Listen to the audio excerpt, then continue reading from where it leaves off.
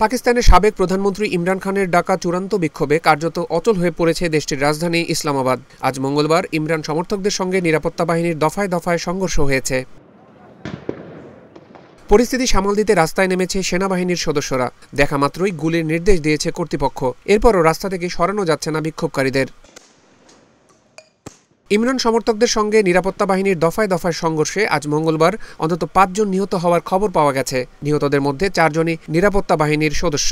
পাকিস্তানের সংবাদ মাধ্যম জিও নিউজের এক প্রতিবেদন থেকে এই তথ্য জানা যায়। এদিকে ইসলামাবাদের ডি চকে সমাবেশ করার ঘোষণা দিয়েছে ইমরানের দল পাকিস্তান তেহরিকে ইনসাফ পিটিআই।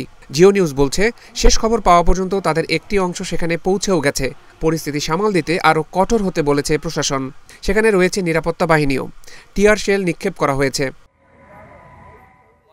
জিও নিউজ বলছে, মঙ্গলবার স্বরাষ্ট্রমন্ত্রী মহসিন নকভি বলেছেন, সরকার সব উপায়ে পিটিআই নেতাদের বোঝানোর চেষ্টা করেছে, কিন্তু তারা কেবল আলোচনা থেকে আরও সময় পেয়েছে এবং রাজধানীর দিকে এগিয়ে গেছে।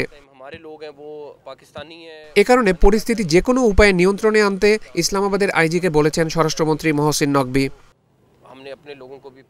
এদিকে সংঘাতের মধ্যেই মুলতান, রাজনপুর, গুজরাট ও আরও কয়েকটি এলাকায় ইন্টারনেট পরিষেবা বিঘ্ন ঘটেছে। গতকাল সোমবার পাঞ্জাব প্রদেশ থেকে ৪,০০০-এর বেশি পিটিআই নেতাকর্মীকে আটক করেছে পাঞ্জাব পুলিশ। পাঞ্জাব প্রদেশের পূর্বাঞ্চলের নিরাপত্তা কর্মকর্তা শাহিদ নওয়াজ জানান, আটকদের মধ্যে ৫ জন পার্লামেন্ট সদস্যও রয়েছেন। ইমরান খানের মুক্তি ও সরকারের পদত্যাগের দাবিতে মাসের শুরুতে কারাগার থেকে সমাবেশের ডাক দেন ইমরান খান। একে তিনি চূড়ান্ত ডাক বলে অভিহিত করেছেন। এই ডাকে সাড়া দিয়ে সোমবার থেকে রাজধানী ইসলামাবাদ অভিমুখে যাত্রা শুরু করে ইমরানের সমর্থকেরা। সমর্থকদের দাবি, ইমরান খান সহ পিটিআই দলের যে নেতারা বন্দী আছেন তাদের অবিলম্বে মুক্তি দিতে হবে। ২০২২ সালে অনাস্থা ভোটে হেরে ক্ষমতাচ্যুত হওয়ার পর থেকে ইমরান খান একাধিক মামলায় অভিযুক্ত হন।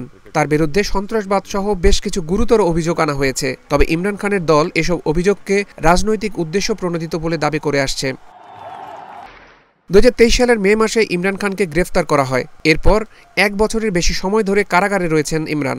তার বিরুদ্ধে ১৫০টিরও বেশি ফৌজদারি মামলা রয়েছে। পিটিআইয়ের দাবি, মামলাগুলো রাজনৈতিক উদ্দেশ্য প্রণোদিত। দলের নেতাকে গ্রেফতারের প্রতিক্রিয়ায় এর আগেও দেশজুড়ে ব্যাপক বিক্ষোভ করেছে পিটিআই সমর্থকেরা।